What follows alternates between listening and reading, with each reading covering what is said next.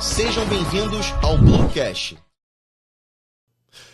Bem-vindos ao Bluecast, o seu podcast do mercado imobiliário, mas que também fala sobre mercado, negócios, empreendedorismo, networking. Eu me chamo Sérgio Macedo, sou jornalista e sócio fundador da Blue Door Imóveis, idealizador desse projeto. E hoje, falando em empreendedorismo e networking, eu tenho a honra de receber aqui João Diniz, empreendedor, CEO da rede Blá Blá, empresário, presidente, dono do Instituto João Diniz. João, é uma honra estar aqui com você para você falar bastante da tua trajetória, da tua jornada e, sobretudo, no que toca ao empreendedorismo. Legal. Obrigado, Sérgio. Um prazer estar participando. Parabéns pelo canal, parabéns por esse veículo de comunicação.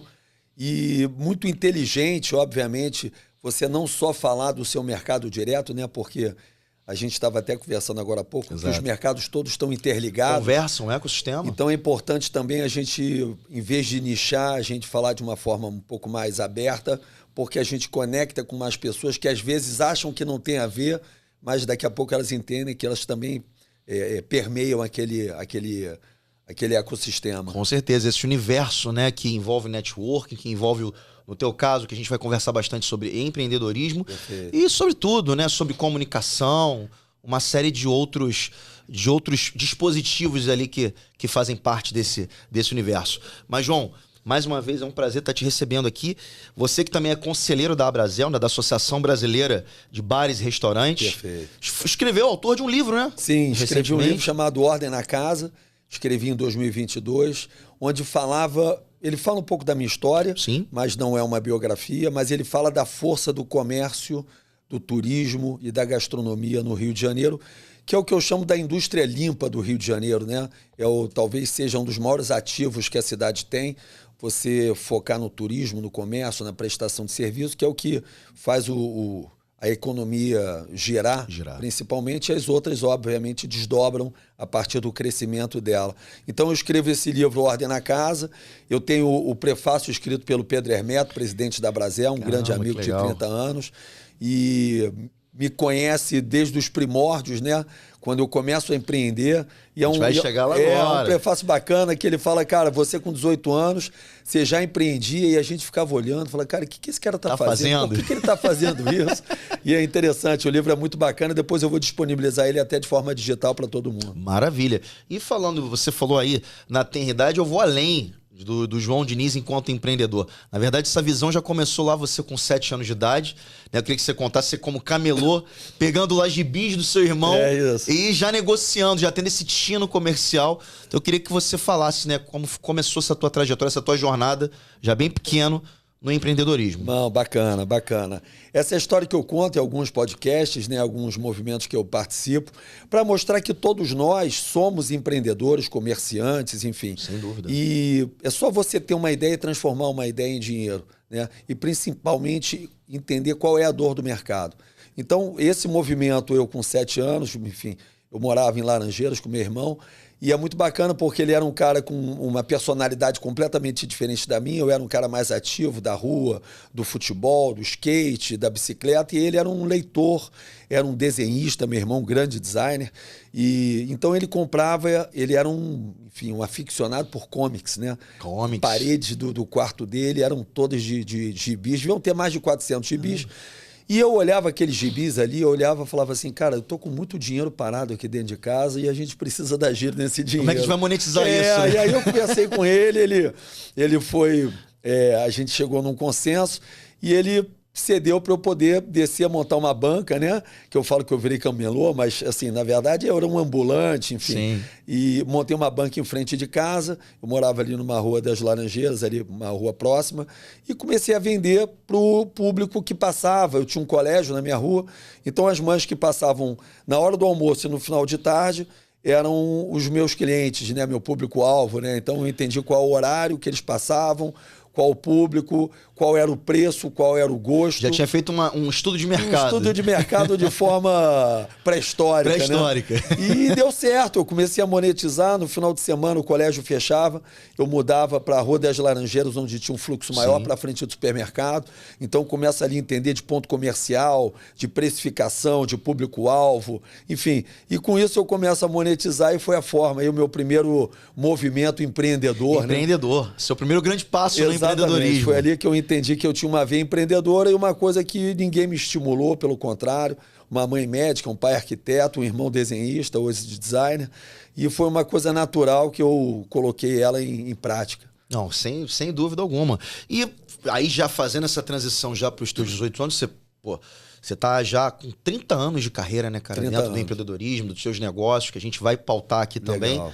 Mas aos 18 foi quando, ainda que de forma, vamos dizer assim, entre aspas, amadora, mas não menos importante de forma alguma, Sim. Você já começou a investir nessa questão de eventos, né, cara? Eu queria que você contasse um pouco disso. Legal. Eu digo o seguinte, digo até hoje, e faço grandes movimentos para promover network. Sim. Né? A vida é feita por network. Se você souber tirar proveito do seu network, você consegue, enfim, trilhar caminhos, fazer negócios, ajudar pessoas, conectar.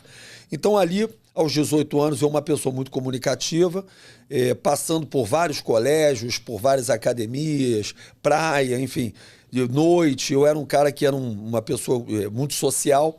E eu fui entender de que forma, de novo, eu poderia monetizar baseado na minha essência, Sim. que era conhecer pessoas.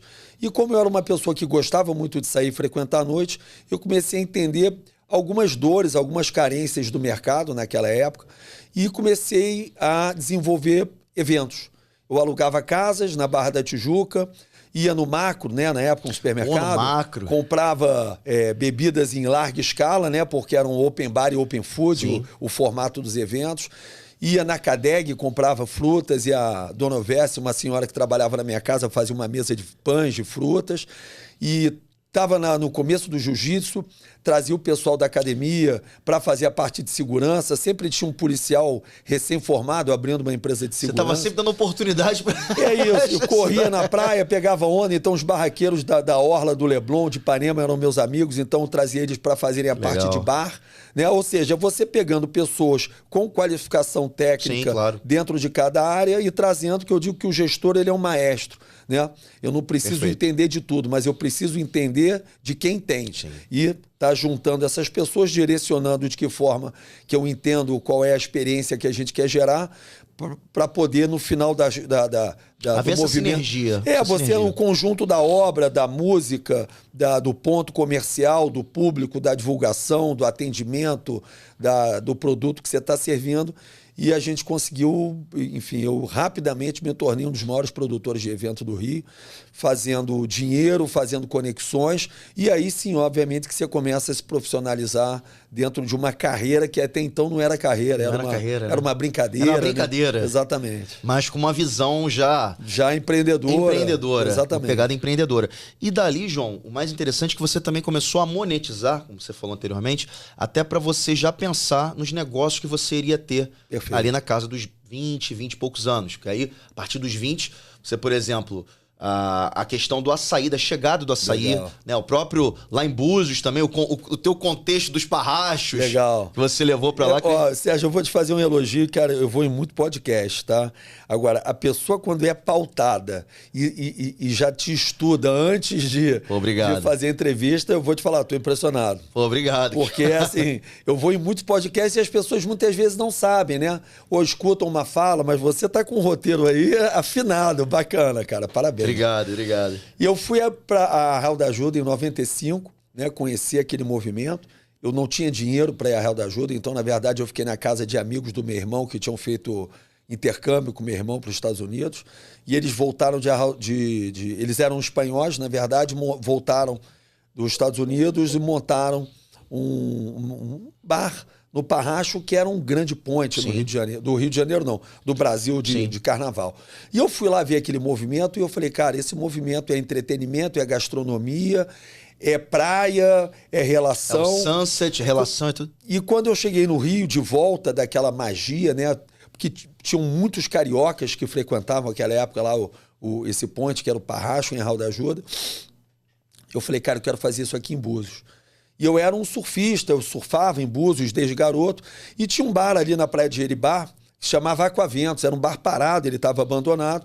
E eu busquei o dono do bar e descobri que o bar era um vizinho, era até um príncipe, né, que morava, né, era da Europa, e ele comprou aquele terreno, montou um bar na época do windsurf, né, não tinha nem kitesurf. Sim. E ele me alugou, me arrendou o bar durante um feriado. O feriado de Corpus Christi, algum feriado desse. E eu fiz uma operação com uma cara de evento com essa pegada de Arraial da Ajuda. Então trouxe os dançarinos de lamberóbica, trouxe o pessoal do bar, enfim. E, obviamente, também trazendo a cultura do açaí. O açaí estava começando. Era o boom do jiu-jitsu, do açaí, da comida natural e tal. Verdade. E aí eu trouxe, montei aquele movimento lá e foi uma bomba atômica. E aí eu resolvi investir, arrendei o bar dele, né? Comprei o bar dele e fiquei em Búzios durante 2 anos e criei o Oficina do Guaraná. Guaraná, foi em 96, né? 96, exatamente. Eu fico 2 anos em Búzios e desenvolvo, faz um grande sucesso. E depois eu volto ao Rio de Janeiro vendo e o próprio dono compra de mim com aquele formato já todo desenhado. O próprio príncipe comprou? Comprou e montou o Fishbone. O Fishbone, sim. Então, na verdade, eu digo que a Oficina do Guaraná é o Fishbone adulto. Né? Eu criei a criança, o bebê, o protótipo. E entreguei pronto, obviamente que ele aumentou a área, enfim. Mas é muito bacana ir a Búzios ver o Fishbone sendo um grande comércio, uma referência em Búzios. E falar, cara, lá atrás, em 96, eu fiz parte eu fui disso, o cara que plantou essa semente, reguei, fiz a leitura em Arraial da Ajuda, trouxe. Então é bacana dividir essas histórias. Esse contexto do litoral, do sunset. Exatamente, né? exatamente. Teve esse feeling, né, Sim, cara? Sim, isso. E depois eu trouxe para o Rio com o Sport Go, um evento que eu fiz durante 10 anos. Eu lembro disso, Sport Go. Eu tinha um campo de futebol aqui na entrada da Barra da Tijuca. Sim. E o campo não dava muito dinheiro. E aí eu falei, cara, eu vou fazer um evento também, pegada de sunset, domingo, pós-praia, com essa pegada carioca, né? Da galera sair da praia, ir para um evento ainda meio com... O que eu falava que...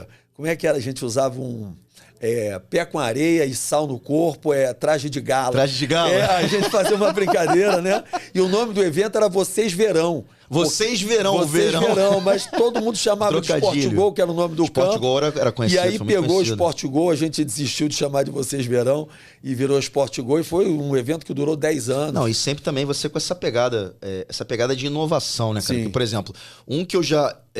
você não é mais o proprietário, mas quem criou, e eu já tive a oportunidade de ir algum tempo atrás, o famigerado o Banana Jack. Sim. Você criou o Banana Jack, cara, né, eu criei o Banana Jack da raiz, né? Os gorilas são por conta dos gorilas da minha filha, né? Caramba, que legal, minha filha bebê, ela tinha muitos gorilas. Eu sempre gostei de gorila, eu dava gorila de presente pra ela.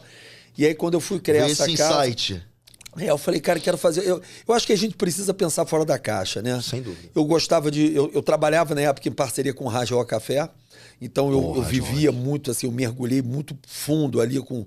Alex Pongor, que hoje é o CEO da rede, o Norberto Herrera, que é o dono da empresa, e Marisa Berg. Você teve graduação, mestrado, tudo ali. No olho, prática, né? Com a mão na massa, né? A mão na massa, porque o Sport Go, quando ele foi embargado, o campo de futebol, pelo tamanho do evento, a gente transferiu para o Rádio Café.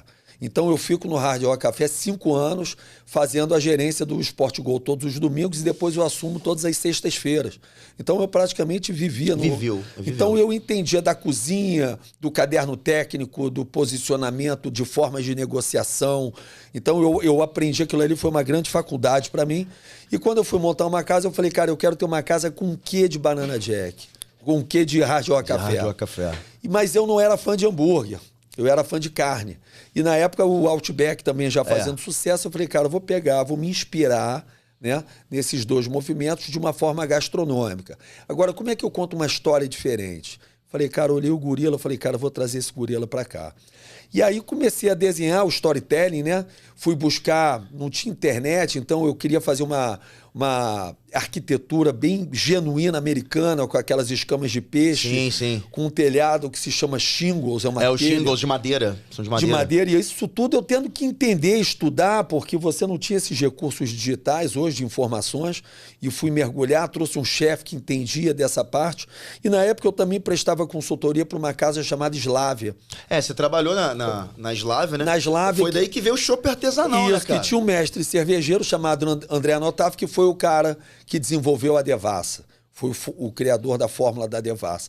E eu batendo papo com ele, ele ficou muito meu amigo, e ele falou, cara, falei do projeto, Banana, ia se chamar Banana Joe's. Banana Joe's? Mas tinha uma casa na África do Sul chamada Banana Joe's. Já existia. Aí eu falei, cara, não vou bater de frente, porque o INPI de repente não libera, né? Marcas e patentes. Fiz o Banana Jack e falei pra ele do nome. E ele falou, cara, faz um chopp de banana. Chopp de banana, o famoso chopp de banana. Cara, esse cara deve estar doidão, né? O cara deve estar bebendo muito. Aí ele me explicou, ele falou, não, João, o chopp é uma alquimia, você faz a mistura que você colocar quer. Elementos. Me convidou a conhecer a microcervejaria dele em Vargem Pequena. E aí eu fui entender de chopp artesanal em 2005, né? 2006. 2003, eu acho. Por isso, foi quando a gente estava na concepção.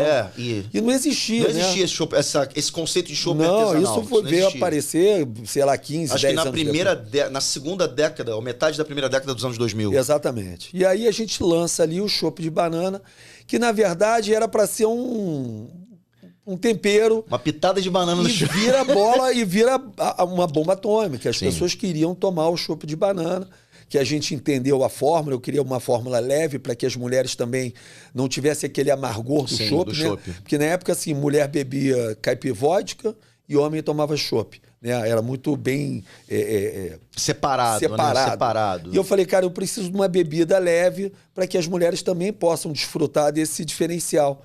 E foi uma bomba atômica. Ele fez um chopp muito leve, né? Com pouco amargor. E a gente conseguiu atender todos os públicos e a casa foi um sucesso. E foi um sucesso. Banana Jack, eu nem sabia que você já tinha até vendido, você hoje não é mais o proprietário, mas eu conheci o Banana Jack, até por conta do gorila do chopp de banana. A gente começa em Ipanema e depois abre no shopping da Gávea. Né? A gente tem essas duas casas e depois eu vendo a marca. E aí vou abrir Bombardier, House, enfim. Foi para outros empreendimentos. A gente gosta de diversificar, ir para novos desafios. Novas operações. E falando nisso também, João, é bem interessante ouvindo você falando a questão do empreendedor de entender a dor. O chopp de banana, você tem as ideias, mas você pensando, uma coisa também que fosse mais suave para a mulher, para todos os públicos. E assim foi, eu já aproveito para chegar na concepção, no nascimento do Blá Blá. Perfeito. Porque não tinha uma casa, né? Uma champanheria até então na Barra da Tijuca. E eu gostaria que você falasse como é que foi esse conceito que você tinha que sair até a Zona Sul. E aí você teve esse insight, a Riviera Francesa, pegou, foi lá, foi visualizando tudo que você já tinha vivenciado ou sabia até então e trouxe pra cá, porque isso é sensacional, em 2012. 2012. Mais uma dor resolvida. Na verdade são dores, né? Eu vim montando algumas casas, tive o Puro Suco em Ipanema, Oficina do Guaraná, Banana Jack, campo de futebol Sport Go, e aí você traz um evento para dentro de um campo. E quando eu vim morar na Barra, eu entendi que aquela região ali do Jardim Oceânico, ela tinha uma repetição muito comum do posicionamento dos bares. Sim. Chopp e aperitivo. Chopp e aperitivo. Né? Eu falei, cara, eu não posso fazer um movimento de boiada, que eu chamo. Fazer o mais do mesmo. Mais do mesmo. O boi vai andando, vai todo boi andando atrás. Né? Então você tem que questionar se cabe mais uma casa com aquele mesmo, com aquela mesma pegada, com aquele mesmo movimento. E eu comecei a entender, né, que eu falo que um dos pontos principais do empreendedor é o ouvido. Você precisa escutar as pessoas. Essa escutativa. Né? Você botar a temperatura, medir, entender o que eles querem para você poder estar buscando, dentro do seu conhecimento técnico e da sua área de atuação, a solução para aquela dor. E eu comecei a entender que as pessoas queriam bares mais sofisticados, né? Uma pegada mais cool. E eu falei, cara, vamos desenhar um produto com um ticket médio mais alto. Um ticket mais alto. Mais selecionado. E aí eu falei, cara, vou montar um bar. Bacana. Um bar, eu falei, quando você fala bar, você já tá falando de chopp. Sim. Chopp, cerveja, caipirinha e tal.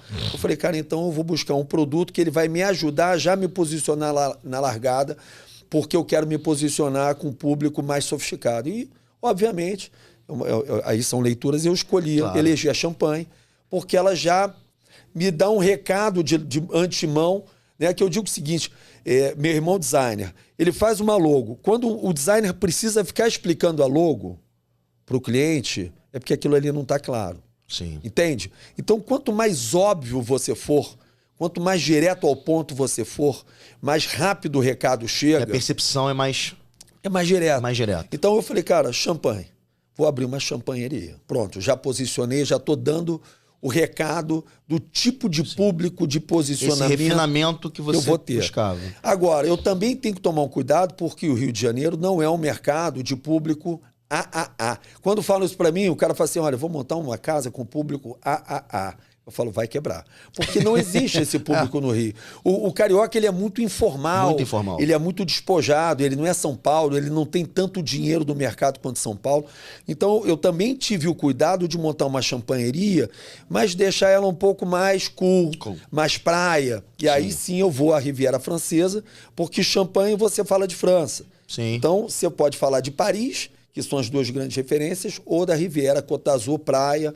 E eu falei, cara, eu tenho muito mais a ver o Rio de Janeiro, a pegada, o clima da cidade, o posicionamento. Tropical, claro. Então vou me inspirar na Riviera.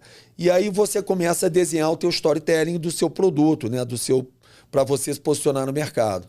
Gastronomia, que pode fazer, obviamente, que uma boa sinergia com a bebida, né? Porque a champanhe não deixa de ser um vinho, o sushi, o peixe. Sim. Então trouxe a gastronomia japonesa. Frutos do mar, vamos dizer assim, só que japonesa. Em forma de japonês, que também já te dá uma pegada mais sofisticada. Sim. Busquei uma empresa que assinava drinks de mixologia com uma carta exclusiva do Blá Blá, para que eu não tivesse também aqueles drinks óbvios, né, como caipirinha, caipivódica. Tem uma linha exclusiva. Uma linha premium para quem quiser uma coisa diferenciada, né? Para quem, obviamente que eu tinha os básicos, tinha cerveja, tinha todos os drinks tradicionais. E vocês têm, desculpa até te cortar, João, vocês têm uma parceria de sucesso com a Casa Perini. Exatamente. Aí também para chancelar. Eu digo que a gente tem que estar sempre se colocando diferente, né? Tá sempre falando o seguinte, qual é o meu diferencial?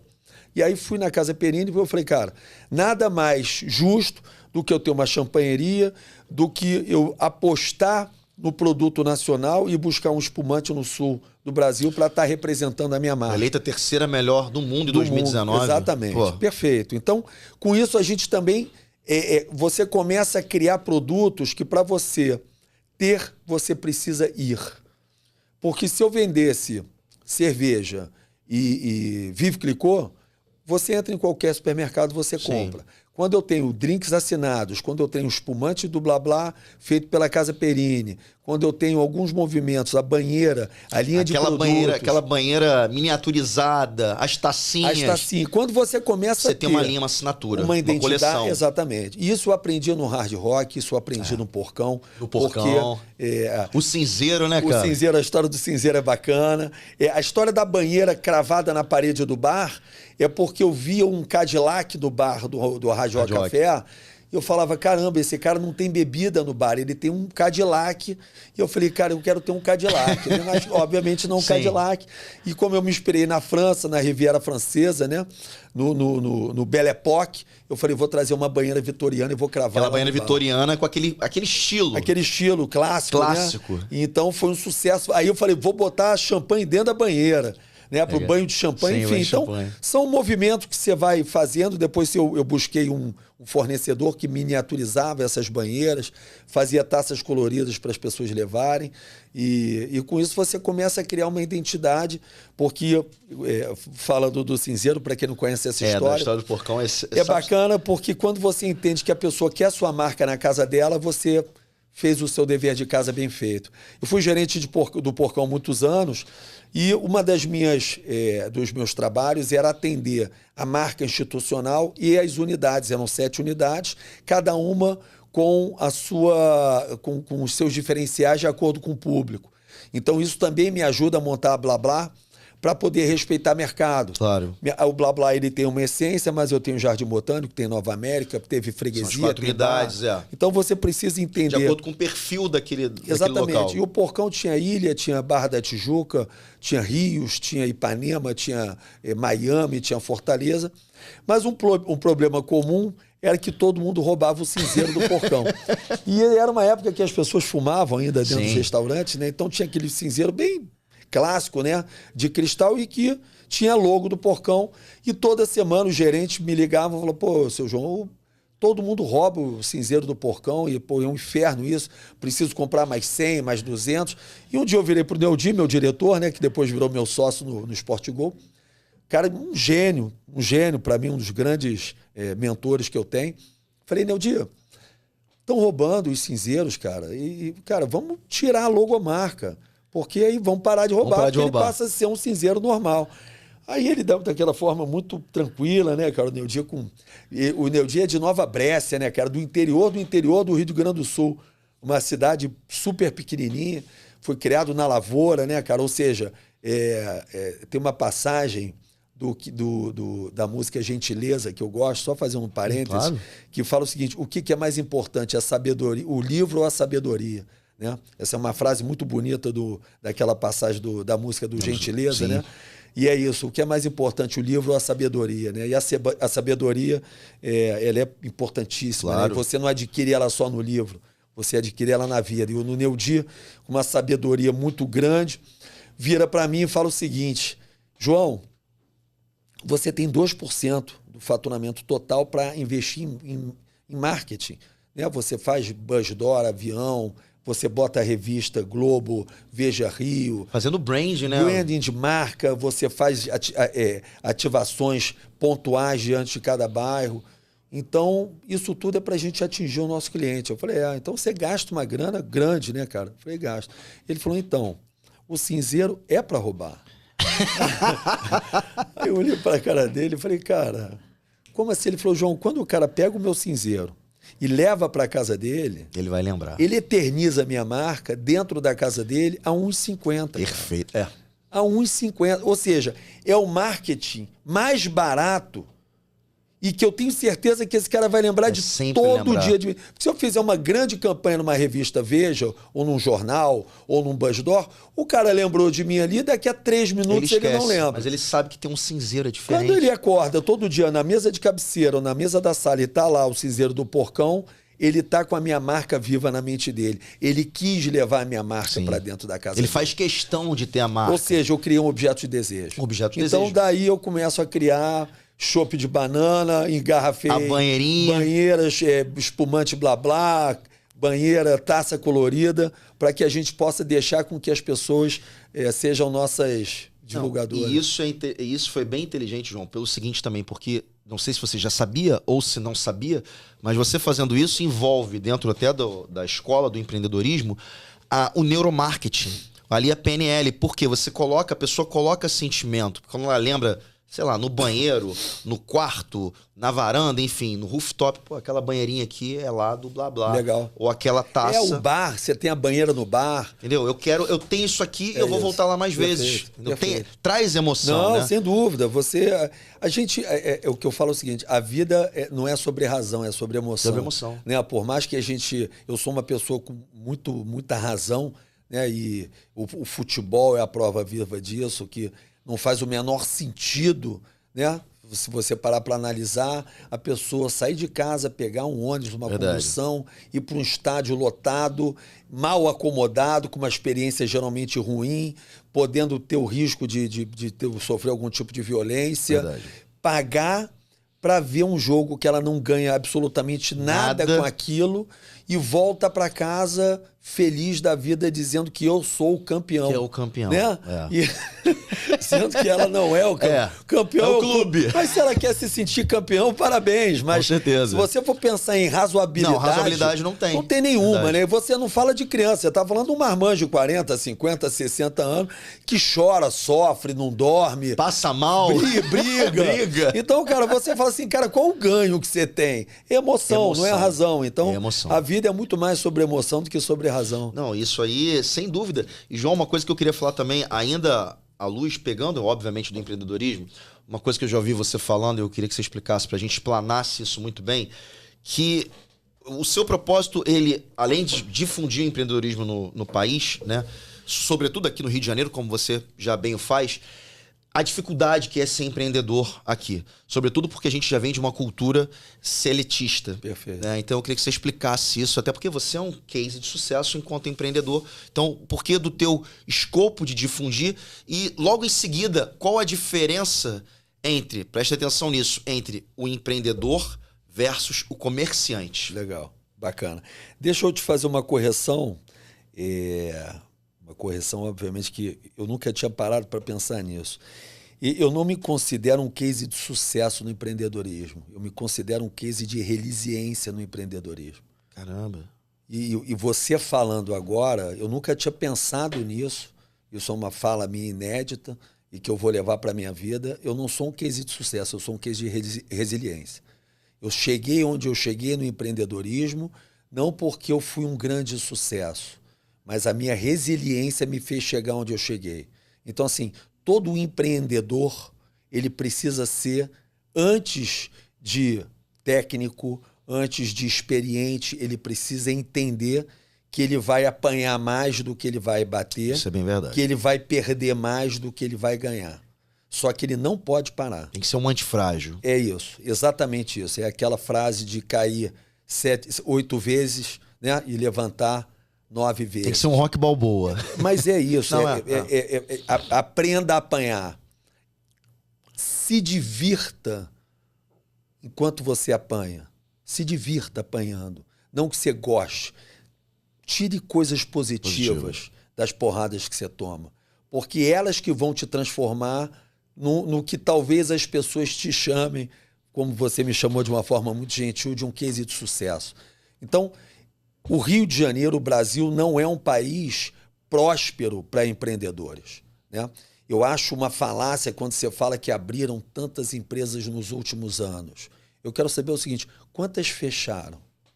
Sendo que 80% fecha em 1, 2 anos. Porque o discurso, ele chega a ser feio, porque você mascara a realidade. Sim. Né? Quando você fala de índice de natalidade e de mortalidade, nasceu mais ou morreu mais, então o teu índice é negativo. A gente fecha mais empresa do que abre. As empresas não duram. Uma MEI não é uma empresa e não é um emprego. Você pode abrir uma MEI e não girar aquele MEI.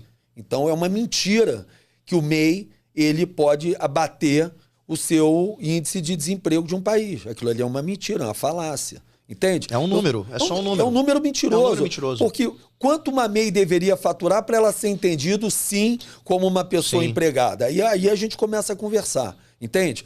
Então, na verdade, o Brasil vem de uma cultura de CLT que você precisa estudar, se formar, trabalhar e se aposentar.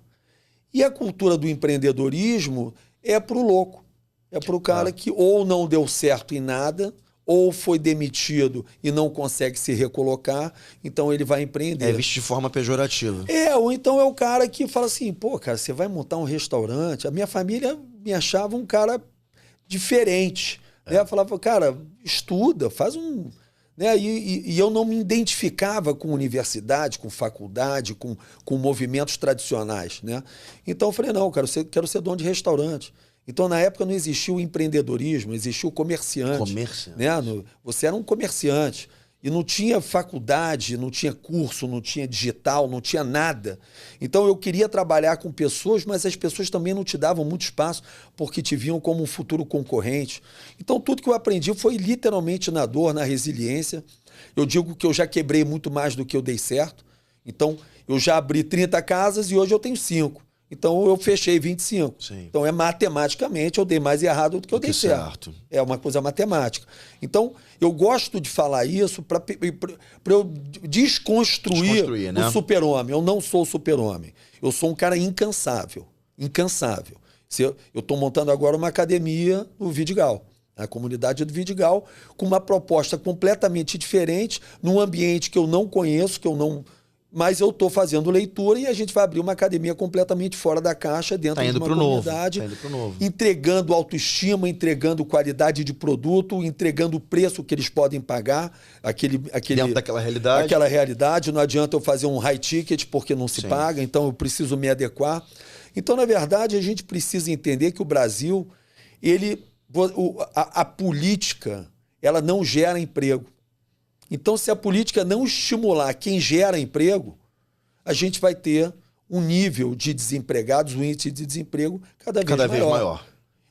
E também a gente precisa trazer para dentro do índice de emprego a violência, porque a gente não entende aquilo ali como emprego. Mas hoje tráfico, milícia e jogo do bicho são três grandes empresas que absorvem mão de obra e contratam pessoas. De uma forma informal, sim, mas com completo vínculo empregatício com aquelas pessoas. Sim. E o marginal que assalta celular e rouba as pessoas também é um trabalhador, porque ele é um autônomo. Ele sai de casa para trabalhar. Com aquele intuito, né? Aquilo ali é o trabalho dele, é a forma de sustento dele. Né? Então, se você entender que trabalho é tempo dedicado para você se sustentar e rentabilizar, aquela é a forma que ele encontrou, que ele achou mais apropriada dentro do currículo e da índole dele para ele poder estar exercendo. Então, se a gente não fizer um trabalho, se o Brasil não entender que ele precisa desburocratizar, que ele precisa ensinar, porque não adianta a gente ter pessoas corajosas montando empresas, assim como eu fui a vida inteira, e quebrando. Porque quando eu quebro, eu perco na física, perco na jurídica e paro de gerar emprego. Eu paro de gerar milhares de empregos. Então, se a gestão pública não bater na minha porta e falar, como é que eu posso te ajudar? Como é que eu posso te ajudar a abrir mais um restaurante, mais uma academia? É um incentivo, né? Ter esse incentivo. E é um incentivo prático, não é um incentivo teórico, entende? Então, mas como a maioria dos gestores nunca foram empreendedores, ele não conhece essa dor. Ele não conhece o que é você montar um negócio, você trabalhar, você ter um sonho e você não perpetuar. Muitas das vezes devendo por uma linha de crédito. Enfim. Cara, é feito para dar errado. Sim. É feito para dar errado. E aí você tem alguns setores hoje que eles determinam o sucesso do país. O setor de gastronomia, de alimentação fora do lar hoje, ele é considerado pelo governo federal o maior contratador do primeiro emprego do país. É o maior gerador de primeiro emprego do país. São 7 milhões de empregos gerados pelo setor de alimentação fora do lar. Ou seja, como é que você, numa pandemia, há 3, 4 anos atrás, você massacra o setor que é a porta de entrada do emprego? Sabe o que você está fazendo? Você está empurrando aquele jovem que ia tentar carregar uma bandeja, ia tentar limpar um peixe, ia tentar ser um ASG, ia tentar ser um ajudante de cozinha, para o tráfico, para a milícia e para a violência. Sim. Porque você não teve a inteligência de respeitar o setor e de entender a importância que aquele setor tem para a sociedade. Isso eu tive uma reunião na Brasel que eu falei, hoje a gente precisa entender que a gente tem uma missão social. A gente da Brasel e as pessoas do setor de gastronomia têm uma missão social. Se esse setor ele colapsa o país. Para o país. A economia, e o mais impressionante disso, tudo que você está falando nessa tua fala agora, João, é o seguinte, você voltou lá na pandemia, é uma crítica que eu fazia muito naquela época. Muitos hipócritas, eu vejo dessa forma, criticavam, né, o lockdown e tal. Claro que tinha que ter todo um cuidado com determinadas pessoas e tudo mais. Isso é um fato. Mas a pessoa que fala isso não abria mão do seu entregador do iFood, sem dúvida, do seu restaurante, para que levasse até a sua casa, que corresse riscos, vamos colocar assim, ela esquecia que ele estava correndo risco. Não, ele estava trabalhando. Ele precisava sobreviver. Precisava manter a dignidade dele. Você tem duas hipocrisias, da gestão pública e da sociedade. Sim. Tá? Então vamos lá. Hipocrisia da gestão pública durante a pandemia. Muito, muito claro. Ela vem para dentro do setor de eventos e de gastronomia, que são os maiores geradores de emprego, principalmente no Rio de Janeiro, com o discurso. E eu não estou com papo de negacionista, porque obviamente que a prioridade de qualquer situação é a vida das pessoas e a saúde. Claro. Agora, por que hipocrisia? Você entra dentro do meu restaurante e fala para os meus funcionários que eles não vão poder trabalhar durante determinado horário e vão precisar ter um espaçamento. O espaçamento, ok, bacana. Eu entendo o espaçamento porque o contágio Claro. é por nível de proximidade. Ok, então você faz uma força-tarefa, uma fiscalização, uma multa e uma fiscalização austera da Uma vigilância logística sanitária, impedindo um faturamento e eu provando por A mais B que aqueles horários e aquele movimento ia quebrar todas as casas que quebraram. Ao mesmo tempo, essa gestão pública sabe que todos esses colaboradores, por mais distância que eles estejam durante o seu trabalho e por menos tempo do dia trabalhando, eles vão sair dali e eles vão entrar num transporte público. Transporte público. E aí você soca, literalmente a palavra é essa, Sim. 200 pessoas dentro de um metrô, uma colada na cara do outro. Então isso se chama hipocrisia. Você não está preocupado com a saúde dessas pessoas, porque senão essas pessoas não poderiam entrar dentro do sistema de transporte público daquela forma. Sem dúvida. Se você quer me cobrar, você precisa me dar o exemplo, até porque eu pago o teu salário. Claro, claro. Eu pago o teu salário. Então não entra na minha empresa que é privada e diz o que eu tenho que fazer, e na minha empresa que eu pago o teu salário, você não entrega o que você cobra de mim. Você não é o meu pai, você é meu funcionário. Você tem a obrigação de me dar o exemplo para que eu possa falar, o meu funcionário está fazendo direito e está me cobrando e eu vou fazer direito também. Hipocrisia. Quebrou empresa, devastou famílias, aumentou o índice de violência. Sociedade hipócrita, é o que você falou. A pessoa fala, nossa, é um absurdo você estar com um restaurante aberto, mas o supermercado, a farmácia, a sua empregada vai entrar na sua casa, vai pegar esse transporte público e vai lá lavar a sua louça e vai lá cuidar do seu filho. Então, irmão, vamos dar um papo só. A conversa é reta e só tem um papo. A ética é convencional. A ética das pessoas é convencional. Então, fala o seguinte, olha só, a gente vai precisar minimizar o estrago. Vamos tentar minimizar o impacto na economia. Agora, não vamos ficar com discurso, empurrando pauta negacionista para os outros. Não estou dizendo que não é para usar máscara, não estou dizendo que não é para passar álcool gel, pelo contrário. Estou dizendo que dentro dos meus restaurantes eu passava... E cumpriu os requisitos. Todas as regras do livro de ouro da vigilância sanitária, que fez um belíssimo trabalho. Agora, cadê a vigilância sanitária dentro do transporte público? Cadê a vigilância sanitária na cabeça da sociedade que quer que a babá, que a empregada ou que o iFood chegue na casa dela? Ela está realmente preocupada com a vida das pessoas? Isso entende? Isso é bem polêmico, mas foi a mais pura verdade. Isso. Foi a mais pura verdade, porque isso abateu, diminuiu ainda mais, prejudicou ainda mais a economia e a conta veio depois, porque vai acumulando. Claro. Então, assim, eu tenho certeza que todos os empreendedores naquele momento, empreendedores ou comerciantes em si, sofreram muito, drasticamente com esse episódio e por que não, paga por isso até hoje, né? Não seus tem comércios dúvida. fechados, não enfim. Tem dúvida. Pronamp, uma série de empréstimos adquiridos e que provavelmente vão demorar aí, se forem sanados, né? Porque muitos quebraram, pelo menos mais 4 anos você trabalhando no mínimo. De graça. No mínimo. Você trabalha de graça. E agora, João, eu queria falar sobre você no que diz respeito ao Instituto João Diniz. Legal. Queria falar disso antes de falar da tua palestra, de tudo isso, mas o escopo desse instituto, a criação dele, é também para difundir ainda mais, exortar ainda mais a questão do empreendedorismo, desde sempre, desde o jovem, para que ele possa sair um pouco dessa cultura do CLT e que ele possa também se qualificar, se capacitar? Perfeito, sim. O empreendedor, ele é de uma forma natural um resolvedor de problemas.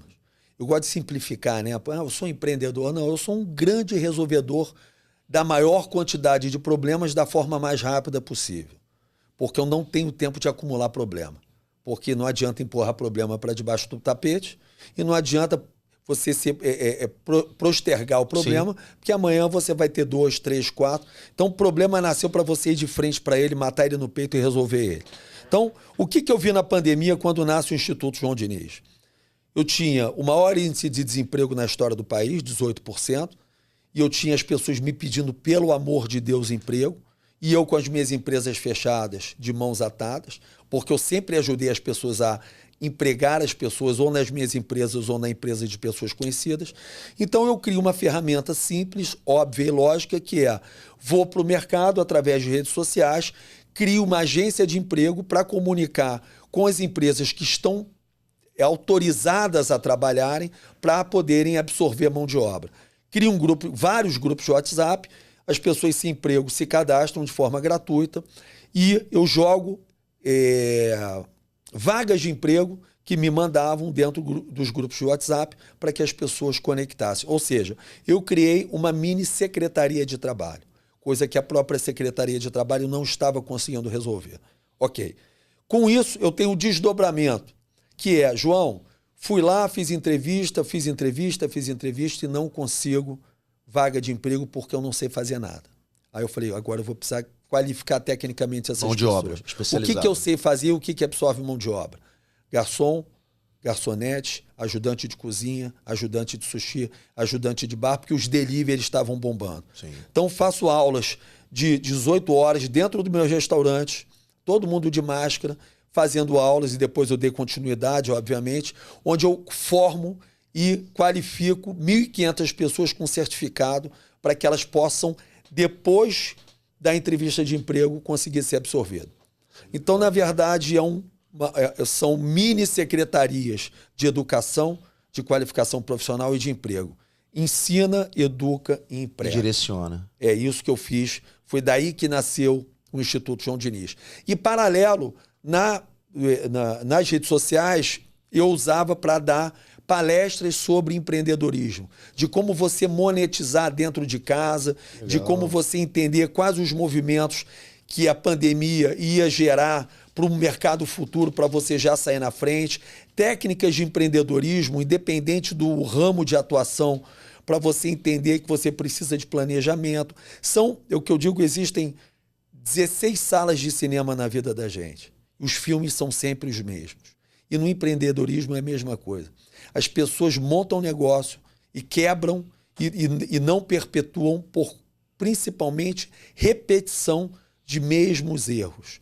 Então, o erro que o João teve no Puro Suco foi o mesmo erro que milhares de pessoas tiveram, de não identificar que aquele ponto comercial com ticket médio baixo precisava de rentabilidade para atingir o break-even, e eu não estava num ponto que me entregava aquele volume, sim, de rentabilidade. Ou seja, bom produto, boa apresentação, bom treinamento, bom preço, só que eu estava a 50 metros do ponto da Visconde Pirajá, que se eu tivesse, eu ia ter um volume de mais de 1.000 pessoas maior, gastando R$15, que era o meu ticket médio, sim, e eu ia conseguir perpetuar. Aqui eu tinha 500. Então, para esse ticket médio, eu precisava de um ponto de impulso. Eu precisava de um ponto de impulso e não de um ponto de destino. Sim.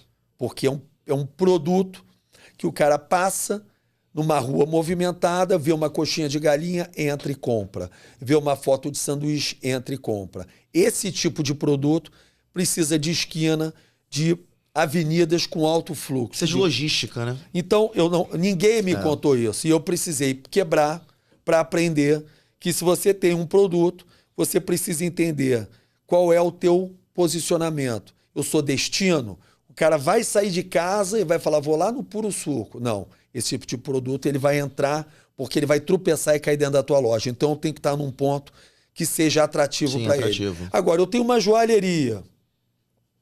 Aí eu tenho um ponto de destino. O cara vai sair de casa para ir na Gasterne, para ir não sei aonde, comprar uma joia para a mulher, para a mãe, enfim, para quem ele quer dar, porque aquela marca é um destino. Ele não precisa... Não é algo estratégico. Então, estou dando um exemplo de um milhão de exemplos, sim, que fazem as pessoas não perpetuarem. Quando você vai escolher um ponto comercial, você precisa fazer uma leitura do ano, não de uma leitura de temporada. Eu vejo pessoas pegando pontos que quebram, o cara vai lá e monta um ponto. Você fala: cara, não é possível que esse cara não estudou. Não fez um estudo mercadológico. E o cara foi lá no verão, ou o cara foi lá no inverno. Ele não ficou lá o ano todo, sentado na porta da loja, olhando. Quantas pessoas passam aqui de segunda a sexta? Tá. Quantas pessoas passam sábado? janeiro, fevereiro, março, abril, maio, junho, tá. Quem é o meu concorrente? Qual é o meu público-alvo? Qual é o ticket médio dessa região? Ele não faz um prognóstico. Aí o cara faz assim, ó. Tá morto. Vai no achismo. Tá morto. Vai no achismo. Você, para ter tomada de decisão, você precisa de informação. Porque se você não tiver informação, você não tem pertinência para ter tomada de decisão. Você falou informação. Informação é o ativo mais importante da humanidade. Da humanidade. Informação. Então, todos os movimentos, e hoje até a minha esposa está aqui, eu falo, ela está criando um movimento chamado Mães de PCD. Que legal. Porque ela tem uma filha... Parabéns, Isabel. Parabéns. Ela tem uma filha com deficiência intelectual, ela tem síndrome de Down, e eu mostrei para a Isabela a importância dela dividir informações que ela detém com milhares de outras mães que não detêm e por isso não podem tomar tomada de decisão, ou pior, tomam péssimas tomadas de decisão. Por falta de esclarecimento de informação. Então, o que eu digo é o seguinte, se a gente entende o papel da gente no planeta, na vida, que é nós e não eu, que é dividir para crescer, a gente não pode guardar informações. A gente não deve guardar informações. A gente precisa dividir, compartilhar o máximo possível, por mais que a gente ache que aquelas informações todo mundo sabe ou são extremamente óbvias, porque elas não são. Verdade. E as pessoas quebram por causa disso, e as pessoas têm problemas filhos com mais problemas, porque não se fala em depressão, porque não se fala em Down, porque não se fala em tratamento. Então a gente precisa comunicar, porque quando a gente comunica, a gente divide as dores, não fala do sucesso, fala da fraqueza, porque você se coloca numa posição não de inacessibilidade, mas de acessibilidade. Sim, de acessibilidade. Do cara falar, pô, cara, esse cara é igual a mim. Esse cara se deu mal igual a eu me dei. Né? Eu não tenho vergonha de me dar mal, porque o João falou que se deu mais mal do que bem. Exatamente. Então, com isso, você começa a ser generoso. A vida é sobre ser generoso. Sim. Né? Você entregar mais do que você receber. Então, eu acho que o papel do meu movimento no Instituto João Diniz é entregar para os empreendedores o que eu apanhei e continuo apanhando, para minimizar a dor deles, entregar para a política o que a política não sabe enxergar, entregar para a sociedade através de cursos de capacitação e de link com pessoas que empregam e que precisam ser empregadas. Ou seja, até de devolver muito daquilo que você recebeu. Sim, sem dúvida. Nessa tua escola da sem vida. Dúvida. Dessa tua escola da vida até então. É isso. E daí também eu diria, me corrija até se eu estiver errado, João, a palestra, né, cara? Cadê? Eu até salvei aqui o nome. A 360. Palestra Mente Líder de 360, que é uma parceria que você fez com todas as Fitechs do estado e de uma forma pro bono. Sim. Pra quem não sabe, ele não recebe, não é cobrado por isso. E até teve um caso, né, cara? Eu não sei se foi por essa palestra, de um menino lá de São Paulo, né? Que vendia água, que assistiu uma palestra, eu queria que você também compartilhasse com a gente. Assim, chega a ser emocionante a quantidade de depoimentos que eu recebo de pessoas que vêm à minha palestra. Né? É muito impactante para mim. E as redes sociais, elas são um dos maiores canais. Eu acho que a tecnologia ela é uma bênção na vida das pessoas. Um vetor para isso, né? Porque eu dou palestras há 3 anos, de forma massiva, todas gratuitas em vários movimentos, na Fitech, no Rio Gastronomia, no Rio Tecnologia, no Rio Innovation Week. Fui convidado para dar uma palestra agora no Google em São Paulo, para prefeitos e secretários de educação sobre o empreendedorismo na educação. E eu paro várias vezes na rua, pessoas... Outro dia eu estava na praia dando uma corrida e me parou um barraqueiro de praia e ele falou, cara, você falou coisas para mim na sua última palestra que você postou que mudou a minha vida. O mindset que você deu, eu estou mudando totalmente o meu negócio. O cara é um barraqueiro de praia que mora na Cidade de Deus e ele falou, cara, eu sou teu fã, cara. Tudo que eu puder fazer para te ajudar. Outro dia eu estava na academia malhando e me parou um rapaz. E é curioso, eu queria falar para as pessoas, falem comigo, me contem o que eu ajudei vocês, dividam comigo, porque isso me incentiva. Um rapaz me parou, ele falou, cara, eu era motorista de Uber e hoje eu tenho um bar, eu tenho 2 jet skis e uma lancha aqui no canal da Gigoia, de tantas palestras que eu vi sua. Você foi o cara que mudou a minha vida. As suas palestras impactaram tanto a minha vida, me encorajaram tanto, me deram tanto direcionamento, que hoje eu sou uma outra pessoa por sua causa. Tem duas pessoas que eu admiro muito. Você, e falou mais uma outra pessoa que também fala muito bem, eu esqueci o nome, fala muito bem, também divide muito conhecimento. Então, é muito impactante, é muito bacana, e eu acho que esse é o maior pagamento que eu tenho, né? Não existe maior remuneração do que você ver que você está mudando a vida das pessoas, impactando, fazendo elas progredirem, elas evoluírem como pessoas, porque é uma palestra também muito motivacional, né? Quando eu falo de liderança, eu não falo só de empreendedorismo, né? Porque eu não estou ali para falar de CMV, de técnicas de empreendedorismo, né? Porque existe ainda uma leitura um pouco míope que empreendedor é quem tem empresa. Então, por isso que eu falo mente de líder. Você tem que ter uma mentalidade de líder. Porque quando você tem uma mentalidade de líder, você vai entender que você é um empreendedor independente do movimento que você está fazendo. Você pode ser um empreendedor do mercado imobiliário, você pode ser um empreendedor como DJ, você pode ser um empreendedor como colaborador. Sim. Se você entender os princípios básicos do empreendedorismo, e a liderança te dá isso, uma forma de entender o macro e não o micro. Para você pensar como dono, pensar grande, você entender que você é do tamanho da tua disposição, você é do tamanho da tua vontade, você tem que estar sempre esticando a tua corda. Pensar grande dá o mesmo trabalho do que pensar pequeno. Então, cara, ouse, ou seja um cara ousado, seja um cara corajoso, sabe? Não seja Deus vomitará os mornos. Seja um cara quente, cara, seja um cara que entregue, que tenha tesão, que mergulhe de cabeça nos movimentos, para você e para os outros, entende? Por isso eu também resolvo vir para a gestão pública, por não concordar com o que eu vejo, por não validar os movimentos da forma com que eles são feitos, né? E aí não é uma questão de ideologia, é uma questão de entrega. É só você observar. De over delivery. É você observar. Tá dando certo? Não, então tá errado. Não, eu ia chegar nesse ponto exatamente agora, João. Você, em 2022, você teve 16 mil votos pelo Avante, você veio como deputado federal, um número expressivo. Sim.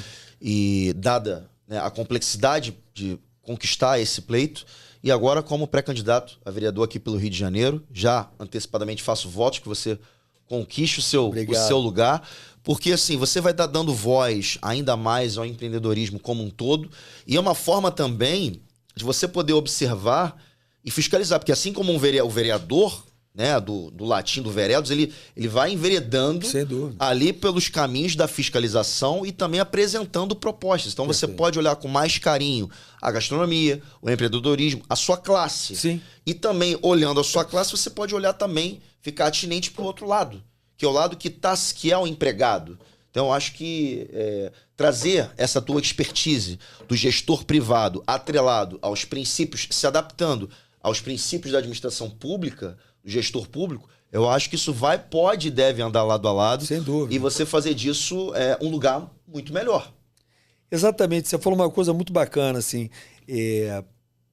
fiscalizar e trazer novas propostas, né? O que eu digo é o seguinte, isso dentro do empreendedorismo é uma coisa, é o feijão com arroz, é a inovação. Inovação. A inovação. A política não inovou, a educação não inovou. Então você vê dois grandes pilares da nossa sociedade que fizeram a gente estar vivendo nesse caos. Dois alicerces, né? Principais. Política, porque é quem vai fazer a gestão, né? Porque isso é muito importante. Confundem política com popularidade. Política é gestão, não é popularidade. Então hoje você tem pessoas populares que têm votos na urna, mas que são uma aberração com relação à gestão. Politicamente falando, não são gestores. Não são gestores. Não são gestores. São populares. Sim. São populares. Então você tem também gestores que não têm voto, que não são populares. Então daí vem a dificuldade da gente ter novos personagens na política, e por isso que eu me coloquei à disposição, porque você, para ser um bom político, para você ser um político, você precisa ser um cara de gestão profissional. Mas para isso você precisa ter voto na urna. Exato. Então olha que dificuldade que é. Porque a maioria que tem popularidade não tem profissionalismo ou idoneidade para ser um gestor, e a maioria das pessoas que tem capacidade técnica de gestão não tem voto na urna. Porque são dois caminhos completamente diferentes. Então, esse movimento dificulta com que a nossa gestão pública inove. Sim. E a gente fica com aqueles mesmos personagens rodando e fazendo tudo que a gente sabe que já não deu certo. Sendo cíclico. E já não deu certo. Você vê um grande exemplo disso, eu falei no primeiro episódio, de uma pessoa extraordinária, e vou acabar repetindo, porque ele era um empreendedor, era um médico, empreendedor, visionário, inovador. Demorou a conquistar o espaço dele na política, mas foi assim... Também foi injustiçado, né? Mas ainda conseguiu. O Enéas. Sim. O Enéas, ele era empreendedor, veio de uma família pobre, né? Porque as pessoas confundem o conceito de pobre com humildade. Você pode ser um cara rico, milionário, mas não ser humilde. Perfeito. E vice-versa. Perfeito. E foi empreendedor, e foi pra vida pública, e conseguiu fazer um barulho positivo. Sem dúvida. Então, por aí. O Enéas é um ponto fora da curva, né? Assim, é muita personalidade, Sim. né, cara? Então, assim, você para ter política, você tem fases, você tem momentos, né? Às vezes você é um produto que dentro daquele momento você não encaixa. Não encaixa. Né? Porque o político ele também é um produto. Sim. Né? Ele é uma persona. E tem que saber qual é a tendência do mercado. O time daquilo. Então, assim, se ele está preparado, sabe, assim, e você também tem que saber ter habilidade política para poder também não ser sarciado ou encostado, porque a vai gente... escamotear em meio a isso tudo. Então, é muito difícil, né, obviamente, mas eu, como empreendedor e como resiliente, esses desafios. Eu gosto de desafios, então vim candidato a deputado federal por uma questão de propósito, né? Eu não preciso ser político, eu não sonhava em ser político, eu não admiro ser político, mas eu acho necessário ter novos personagens na política. E por isso que eu me coloquei à disposição. E depois eu fui me testar para entender o seguinte: será que o que eu falo, o que eu penso e o que eu acredito vai se reverter em voto? Sim. E aí eu tive que me testar. E, graças a Deus, tive uma sinergia incrível, um voto de opinião, uma campanha com muito pouco investimento, uma campanha com adesão de voluntários. Organicamente, uma campanha sem máquina, né, se é que alguém me entende. Sim. E a gente conseguiu cravar 16 mil votos na urna. Foi um número muito expressivo. Teve pessoas com campanhas com 4 milhões, 5 milhões, que fizeram 10 mil votos, 12 mil votos. E a gente, com uma campanha com pouco mais de 100 mil reais e muito trabalho, a gente conseguiu fazer 16 mil votos. Fazer essa aferição, né? Ter esse termômetro. Exatamente, né? Porque eu também precisava entender se fazia sentido para as pessoas eu ser um representante dentro da gestão pública. Até de continuar por esse caminho. Exatamente. Esse caminho. E entendi que sim, e é um caminho sem volta, é um caminho que eu estou muito satisfeito, muito motivado. Estou abrindo mão das minhas empresas, da gestão, para poder me dedicar integralmente à minha caminhada política. Minha mulher está me acompanhando, uma grande parceira nessa caminhada. A minha família, minha filha, meus filhos, enfim, meus amigos e todas as pessoas que eu venho conhecendo, né? Isso também é bacana, uma quebra de paradigma, porque eu era muito preconceituoso com quem eu iria conhecer dentro da minha caminhada política. E eu posso te dizer hoje que eu conheço pessoas incríveis por conta da política. Bacana. Né? Porque eu acho que o que você imprime, você recebe. Quando a pessoa entende o seu propósito, a tua pauta genuína, a sua intenção, pessoas com o mesmo viés, com a mesma pegada. Ela se aglutina e até te entende como uma voz, como uma liderança. Então, eu acho que talvez o que eu tenha desenvolvido 30 anos no empreendedorismo, eu espero ter vida aí para desenvolver. E vai ter, vai ter à frente, vai ter. E por fim, João, eu queria até salientar aqui no próximo dia 23 de maio, vai ter mais uma edição do teu grande evento, né, no Espaço da 20, que é o Empreende Rio. Então, com painéis, com vários empreendedores, vários palestrantes, né? Quero poder estar participando lá, levar o nome da Bludó para participar, para prestigiar esse mega evento. E que, assim, mais uma edição de muito sucesso, com vários empreendedores. Não é uma coisa nichada, não é só na gastronomia, né, João? Vai falar um pouco de tudo, né? Exatamente. O intuito do Empreende Rio, na verdade, é justamente esse, é ser um evento democrático.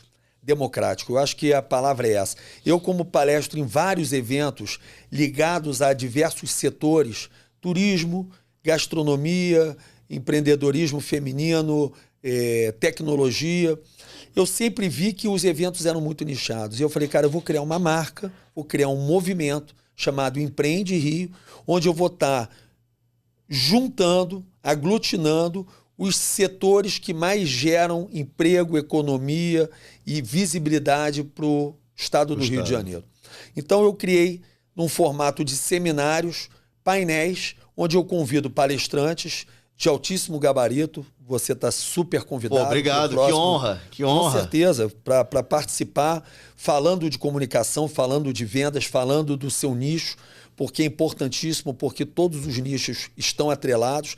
Então a gente tem um painel de vendas, tem painel de tecnologia, painel de inclusão social, painel de gastronomia, painel de eventos, painel de turismo, painel de educação empreendedora, painel de moda, painel de esportes, todos eles ligados ao empreendedorismo. Pô, João, mas esporte e empreendedorismo, sim, eu vou estar trazendo o Pedro Rizzo, campeão do UFC, para falar da experiência dele de estar montando uma academia, que ele tem um centro que ele cuida gratuito para crianças. Então, é a mentalidade empreendedora. Imprimida por vários personagens de diversos setores. E principalmente um grande movimento de network. Com certeza. Onde você junta... Uma convergência. Você está unindo a mãe que tem um filho PCD com uma pessoa, com uma médica, você está unindo um dono de restaurante com uma pessoa de tecnologia que vai criar soluções, você está trazendo um profissional do mercado imobiliário para dentro de um movimento de tecnologia que tem podcast, para um setor que você vai poder estar trazendo um network, porque eu digo, todos os setores estão entrelaçados. Né? E a gente precisa fazer com que eles se falem, com que eles prosperem juntos e que um some com o outro. Então, terceira edição do Empreende Rio, dia 23 de maio, quinta-feira, no Espaço da 20, na Barra da Tijuca, em cima do restaurante Barra Grill. A gente vai fazer 10 painéis e depois eu estou comemorando 30 anos de carreira profissional como empreendedor. Quero poder esticar até essa comemoração aí. Vamos fazer uma maratona ali de network de comemorações. Maravilha. João, olha, mais uma vez eu queria te agradecer pela tua disponibilidade. Sei que tua agenda é corrida, né? Até porque você trabalha muito, é um grande empreendedor, um grande trabalhador por trás. Perfeito. Todo empreendedor por trás tem um grande trabalhador. E eu queria fechar aqui por fim, galera. Eu queria citar aqui uma frase que eu separei do Carl Gustav Jung, psicanalista, que é bem apropriado para esse podcast, para esse episódio de hoje. Que a sociedade ela está convencida de que somente um sapateiro não seja poeta, porque ele só pode fazer sapatos bem acabados. Ou seja, a sociedade, segundo o ponto de vista do Jung, naquela época, naquele período, ela criticava que você não pode ser empreendedor e ser um palestrante, por exemplo, porque senão você não vai ser bom na outra função. Então ele fez essa alusão do sapateiro, né? Que a sociedade está convencida que ele não pode ser poeta. Porque se ele fosse um poeta, ele não iria confeccionar, trabalhar em bons sapatos. Então, olha a visão à frente do tempo do Jung, né? E aí você vai ver o seguinte, a ignorância da sociedade é o seguinte, você fazer um sapato artesanal é um poema. Exato. É toda uma arte. É um poema, cara. Ontem eu estava falando isso. Um dentista, ele antes de ser um dentista, ele é um artista. Exatamente. Então você precisa entender qual é a essência, a sua essência, que você pode imprimir a sua essência de diversas formas.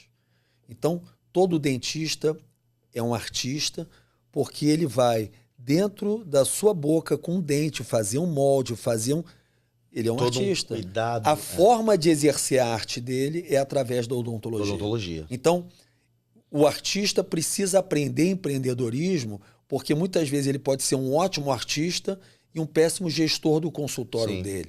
Então, na verdade, a gente precisa entender o seguinte, qual é a nossa essência? Qual é o nosso propósito? E você tem várias formas de você estar imprimindo. Então, isso aí é mais uma prova viva que um artesão é um poeta e ele pode fazer poema de uma forma uns sapatos e ele pode fazer um poema escrito, ele pode fazer uma música, ele pode fazer qualquer movimento de beleza de entrega. De manifestação. Perfeito. Com certeza. Obrigado, João. Foi um prazer. Sucesso e vitória. Obrigado, irmão. Conto com todos vocês. Obrigado, gente. Até a próxima.